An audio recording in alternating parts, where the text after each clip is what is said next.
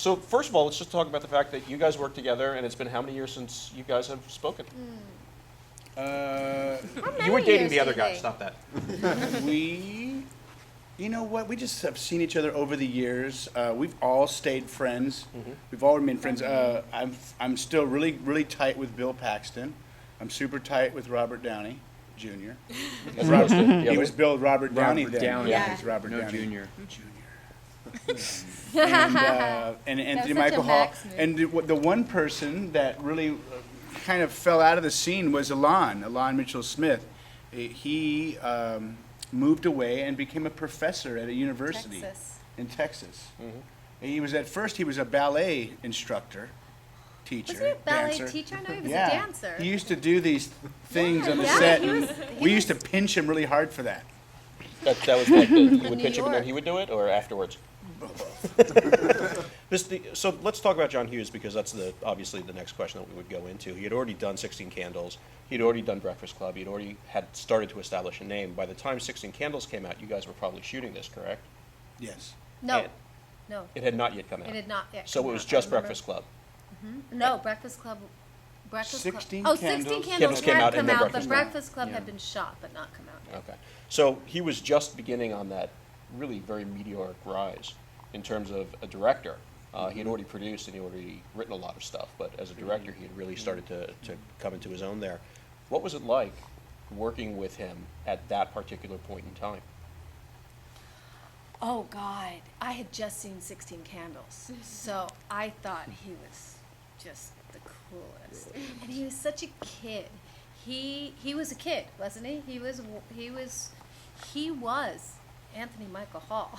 I mean, the two of them were like the same person. I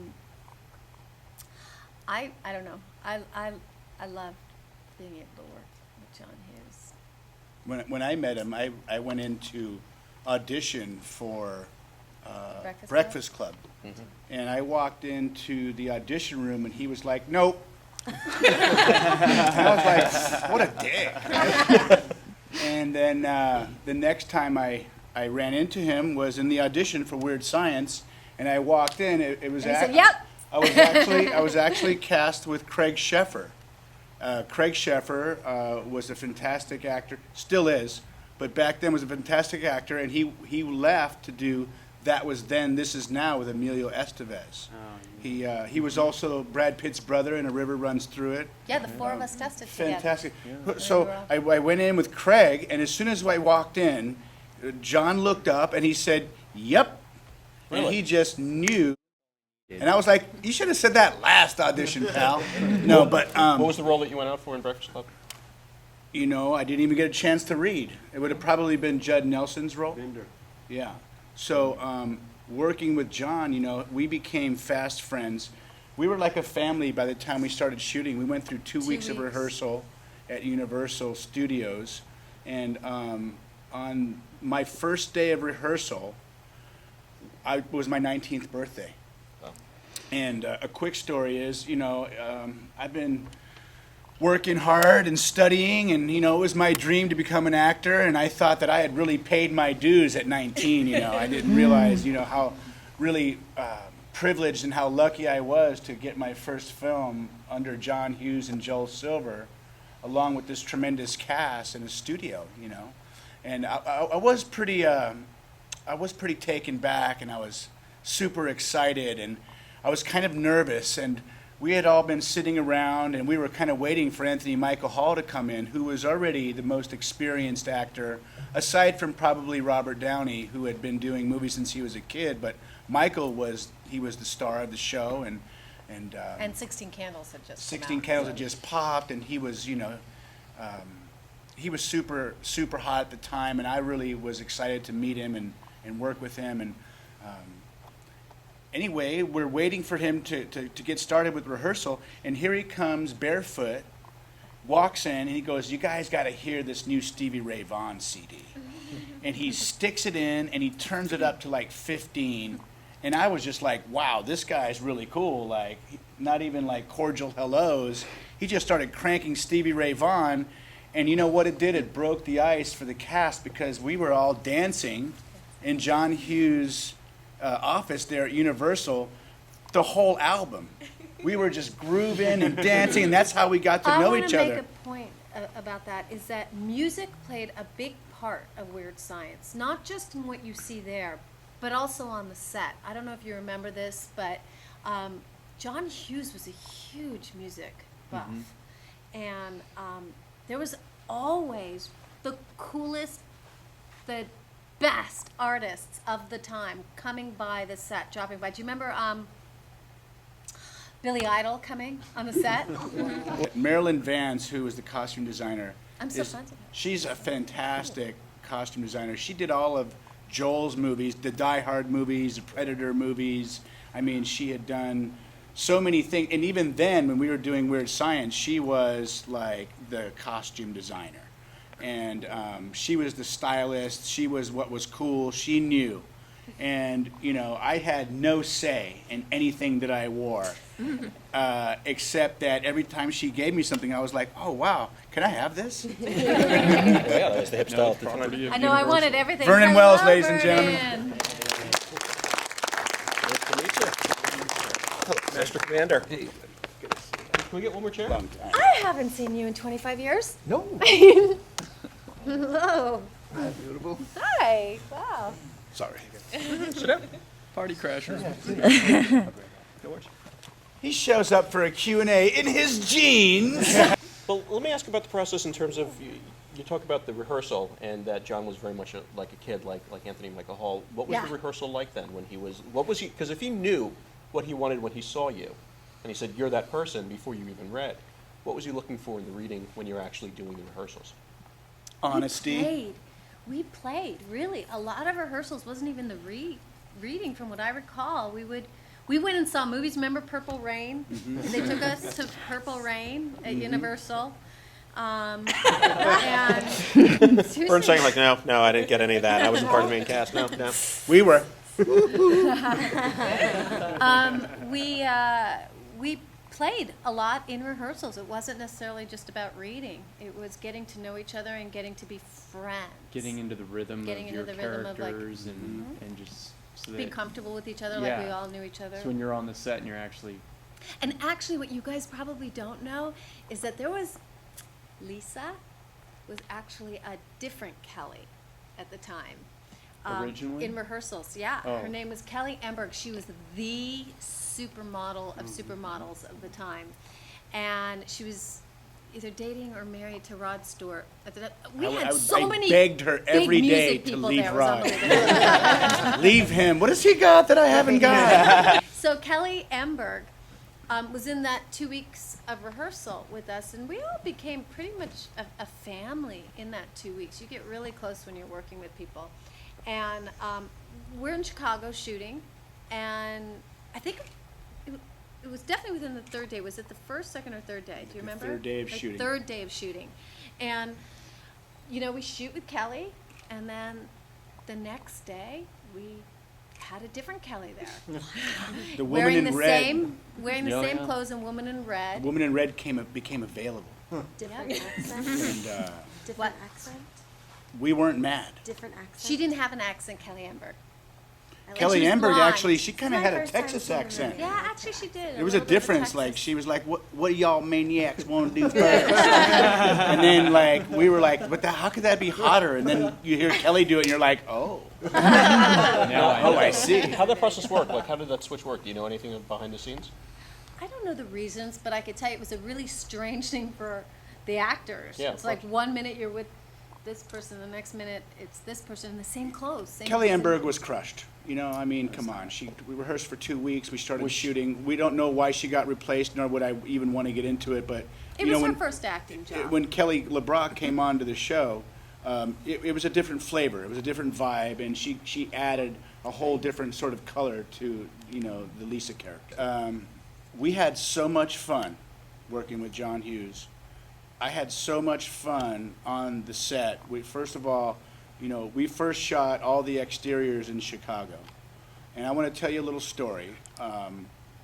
The experience for me is, along with class and preparing and it was my dream, and you know, the rehearsals were fantastic, and all of working with John and meeting these really great actors, especially, I really took a fast kinship to Robert Downey Jr. We became fast friends from the first day that we met.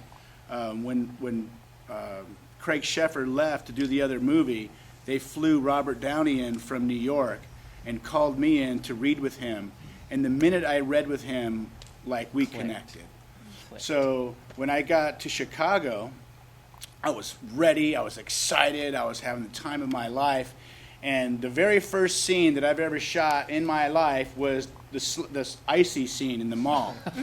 I've never done any acting on film before, and there was 2,000 people like in the mall watching, aside from the extras. And this camera, to this day, I've been in like over 30 movies. I've never seen a bigger lens in my life come up on this crane. And it came like about this far from me, and the light popped on, and I just froze. I was just like, holy shit. And I looked over to Robert, and he goes, are you okay, bro? And I was like, what do I do? And in front of all these people, I mean, literally, it must have been a couple thousand people watching, along with the extras, and John and Joel and everybody and Michael, they're all there to watch our close-up.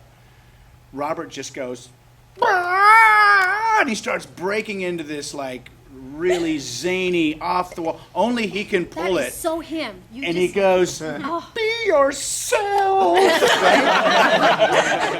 And like the whole mall just broke out laughing. And instead of teaching me something, I don't know, technical, something, you know, Brando-ish, or trying to give me some kind of a pointer, just by example, how he just sort of Broke the ice. for me. Everybody laughed, and I just relaxed, and I realized, and the only thing scripted in that opening scene, the only thing that was in black and white in the script was, check it out. So that whole thing, the check it $5, Finsky, and that whole thing was all improv in the moment, because cool. John let us do whatever we wanted to do, as long as it was in the blueprint of the story. Which is really cool, because usually writers, and he was the writer-director, so he really could stop us and say things, but often you really don't have the freedom to really go off the page that much with writers. They get very, you know, those are their words. So, but John was different about that. We played. He wanted to see where it went, so it was fun. Let's talk about the scene in the house, because the scene in the mall, there were so many people. The scene in the house, since you were all there, I mean, you had a ton of people there, and there were so many different elements to what happened in the house. What was your favorite moment in that particular setup? Because, I mean, that's literally the last third of the movie. And there are just and there are just so many different elements to it. What was your favorite part of doing that? Start, Vernon. Sorry. Oh, you want to start with me? I had none of these wondrous moments that everybody's talking about, because I got flown in on an aeroplane, sat in a chair, my head shaved, my ass cut out, stuck in front of a camera, having no effing idea where I was. My first time to America, had no idea who these perverted people were. Yeah. Wow. And I got thrown to the wolves from the deep end, and everybody said, do the character you did in Mad Max. Like, fuck. It was just, you know, it was it was an interesting experience. I mean, I can tell you a fun story. The first day on set, I walked on and I was walking across the set, and one of the girls on the crew said, wow, you got a really nice fanny. It was cut out, you know, it was pushed. And I sort of stopped and turned around and looked at her, and, I'm sorry? And she said, you got a really nice fanny. And I went, I'm a male. And she said, yeah. And I thought, you know, I'm going to have a lot of fun, because words don't mean the same here. You see, in Australia, a fanny's the front of a girl, not the back of a guy. So I was a little confused right from the start. So you can understand my problem with the whole film. But I guess my most favorite part, I guess, was the scene at the party. I mean, just with the kids. It was kind of fun. Walking through the door and doing all the shit and having everybody jump up and down was kind of really cool. And they were the nicest group of guys. They were like they were at the end, is what they really were like. So sweet. All of them. What was your favorite part? At the party? Mhm. Oh, God. And I mean Going to in the- shoot. The process of what you did, what you got to do. Going in the bathroom? The bathroom was really fun. You know, it's you say that, and actually, all I could think about is the worst thing I had at the party. We'll get to because that, there was but you can do something that now if you so want. intense that happened to me when we shot the scene where you guys grab us. I don't know if anybody remembers, but I was deathly ill. I was in the hospital the night before. So I was so sick in that scene. So that's what I remember. When I think of the party scene when the guys came in, I just keep looking at it going, God, I was so sick in that. It was just like miserable for you to shoot. Oh yeah, I was doubled over. I was really sick then. So how'd you keep But- going? Other than the fact that you had You had to. no choice. Working Joel with Joel Silver. produced the movie. Joel's going to be watching this, so you want to say really nice things real quick. Hi, We Joel. do. It's going straight to Joel. Well, I got a story for you guys. When we were going to do the rocket coming through the ground, they actually built these like a silo underneath the set in stage 27. And it had hydraulics, and there was grips and electricians and engineers, and it was a pretty big deal the way they built this thing, because it actually came up through the set and was a one-time shot. Like in the film. And it cost them a lot of money, so it was a big deal. And there was many cameras, and there was a lot of preparation, and everything's go. Green light, everybody's on walkies, the engineers got their little techniques down, and you know, the cameras are all rolling, B, C camera rolling, roll sound, and it was like this real like one-time shot. We're all rehearsed, and right before he calls action, Anthony Michael Hall farts. Drop the air And biscuit. he did not just fart, he made us sick. And I was just like, oh my God, dude, what have you been eating? And Downey was just like, ah! And Michael was like this. You know, I don't even think he liked it, but he was like acting like he liked it. So to get to the gist of it, like the rocket's coming up and we're going like this. Oh, we're supposed to be like reacting to the rocket. The rocket comes up, and I've never seen John Hughes mad. He came off his chair from Video Village and just went, "What are you doing? This is a one shot. What?" And I'm like, he farted. And it was like just so embarrassing. Like, we're supposed to be professionals here, and it's like Michael just like ruined this talk. So I don't know if you'll notice, but they had to play that in reverse. They had to change it around. They did all these technical things to make it work, because we ruined like $100,000 shot. I never knew that. Yeah, it's a little secret. It's a little secret, a little SBD secret. Air biscuit. Joel and John were not happy, and thank God they fixed it, you know, because we would have gotten in really big trouble. Did you have a question? Yeah, I did. I just wanted to say that, first of all, that movie means so much to me and my friends back home. Thank you. Through Facebook, I moved down here a while ago, and we had Just a for group this of- movie. Well, no, I moved down here a long time ago, but all my friends back home in Seattle were so stoked, and there would have been like 30 people here, so it's like a huge deal for us. So you're a pervert. Thank you. I'm a person, but no, it was a really important film to us, and we really loved it a lot. So I just wanted to say that. And then the other thing I was going to say is I've seen on TV there's a lot of like scenes that they cut out, and then when they put out the DVD, I was like, oh, maybe we'll get some extra scenes and stuff, and those never came out. So I was wondering if you guys could share with us maybe some scenes that you shot that weren't included in the movie, Well, or yeah, I mean, storylines or anything. in the original, Robert turns into a pig and I turn into a donkey. And they shot that. We shot it. When Bill turns into the blob, Right. there's a scene where Robert and I. Well, first of all, there's a few scenes cut out. Another scene was with Robert and Kelly and I, and we believe that we slept with Kelly, And She made you believe it that? was our funniest scene, no doubt. Robert was on fire. And we had all of our clothes, our hair was spiked out, and only in our underwear. And we were smoking cigars. And we were like, so, how was it for you, babe? And she was like, it wasn't. And the girl that was one of the nerds, Bobette Props, there's a cut to of her getting out of bed. Oh, so like, you know, and then we have this whole thing with like a Mike Hammer kind of noir, like sax in the back and this blue lighting, and she just starts ruining us. And then the other scene that was cut was Robert and I are walking home, and we're talking about like how great we are and how cool we are, and then all of a sudden we start to laugh, and he goes. And I'm like, what, dude, what are you, that's really, it's like, right? And we start like tripping out, and we run over to this hubcap of this VW, and then we see our reflection, and it was really, I mean, the crew was laughing, we were laughing, I mean, it was so much fun to shoot, but it got cut for some reason. You don't know why?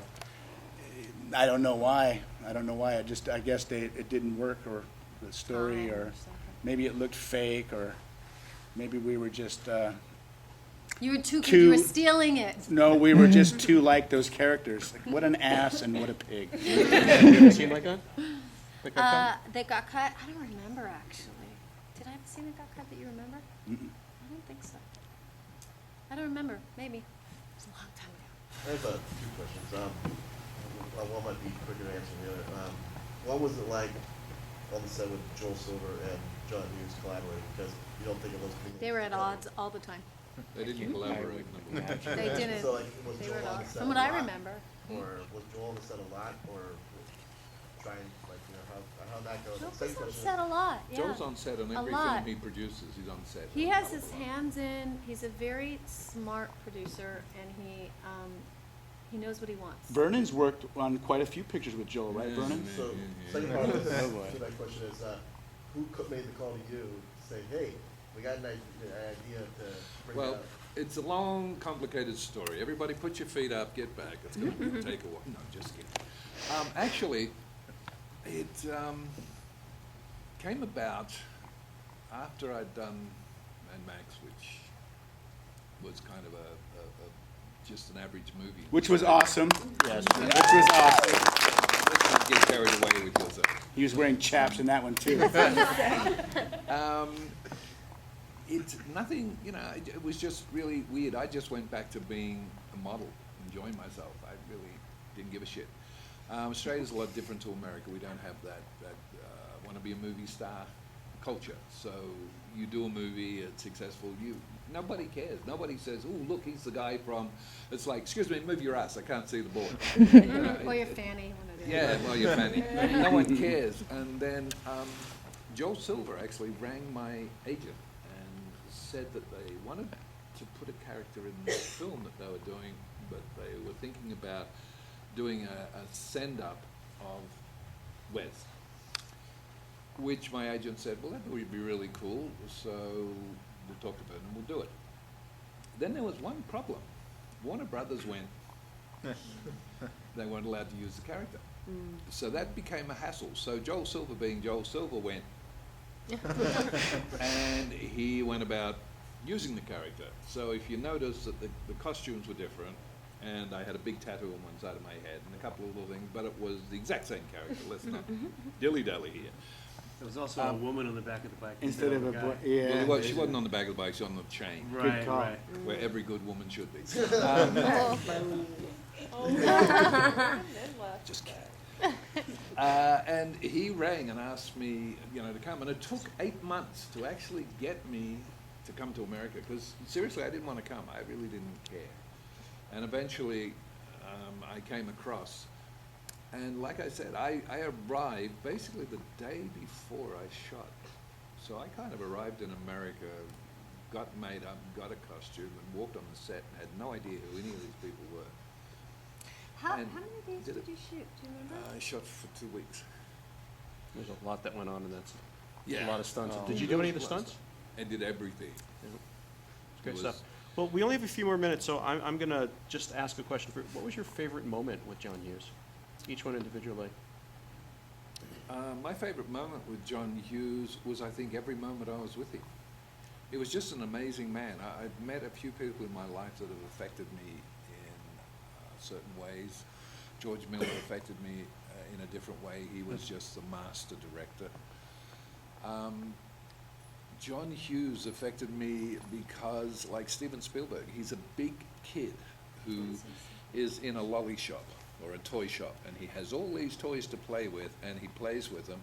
But aside from that, he was one of the most genuine, wonderful, open, giving human beings that I've ever worked with. And I think if I'd come to America to work for anybody else, I probably would have gone home and never came back. He was just such an incredible guy to be around. Judie? Just working for him, and you realize, I have to say, working with him, it was just cool because he was like the cool director, and he was a big kid. He was a big kid. And the interesting thing about it is, it was after shooting that I really began to appreciate what it was we did with Weird Science. During it, it's weird, but when you're in it, you don't realize it, of what it is that you're making and a part of, as much as when you're out of it. Did you experience that also? Did you by any chance experience that? Yeah, that's... And so it was just, he was our director, you know, and these were the actors, and it was just work. Down to earth. What? Down to earth. Oh, little- very, yeah, I mean, yeah, I mean. Not all No, it was a hoity-toity. pretty crazy set, I have to say. And a It was, gorgeous wife, too. it was, it was a wild set. Everybody, it was a bunch of kids having a lot of fun. Wouldn't you say? Oh, yeah. And at the helm was John, The biggest who, kid. the biggest kid of all, and you know, and there were arguments and sides. My favorite, actually, there were so many moments that John and I would just have a private conversation, and he was just a sweetheart, you know. But my favorite moment, like, that always sticks out in my mind is, it was my first movie, like I told you guys, and Joel and John hired me, and were very proud of me. And they Taft-Hartley'd me, and they were in cahoots the whole time in hiring me for my first job. And they rented me an IROC Z28. Now, in '85, that IROC was pretty hot, you know. Oh, yeah. And Hey, it's I didn't get Fast. one. It's something that's no longer hot. it's like Burt Reynolds meets Mad Max. So anyway, I'm rolling up through Universal, and I'm about 10 minutes late. And I kind of get a little sideways through the parking lot because I'm feeling my oats, don't you know, starring in a movie, Universal Studios, and I got my little rent-a-car, and I get a little sideways, and I park, and I get out, and I tell Joel and John, how you doing, right? And Joel's like, you're late. I'll kill you. And John's like, you got to do that in the movie at some point. How you doing? That was really funny. And then Joel got me a little headlock and gave me a little Dutch rub and taught me about punctuality as an actor. And I appreciated that. I really looked up to both of them. And then as I was walking to my trailer after just, like, you know, getting chastised for being late, I ran into my dad. My dad was a driver at Universal Studios, and I grew up going to work with my dad. And my dad went, son, I'm on the movie, right? And I was like, Dad! And then all the other guys that I had really grown up with, some of the other drivers and the Teamsters, they all used to give me kicks and Dutch rubs like Joel was doing that morning.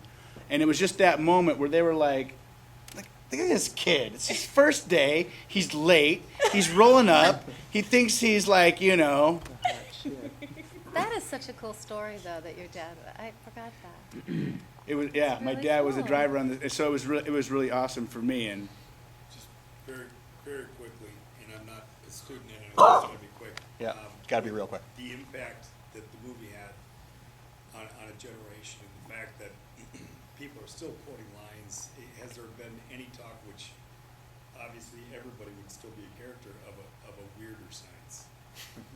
Oh, that would be a weird aside. Well, John's gone now, so there definitely isn't, but I never heard of it before he passed away, so no. Yeah, he didn't return to where he'd been. No, he left the business, pretty much. He was doing writing scripts and under pseudonyms, from what I understand. Moved away, went back to Chicago, lived on a farm, I think, and kind of disappeared. Didn't really like the business. He liked writing, but he didn't like the business. Plus, it was easy for him to retire after Home Alone. Yeah, think? Well, I would like to thank everybody here. Robert, Steve, thank you very much for coming out.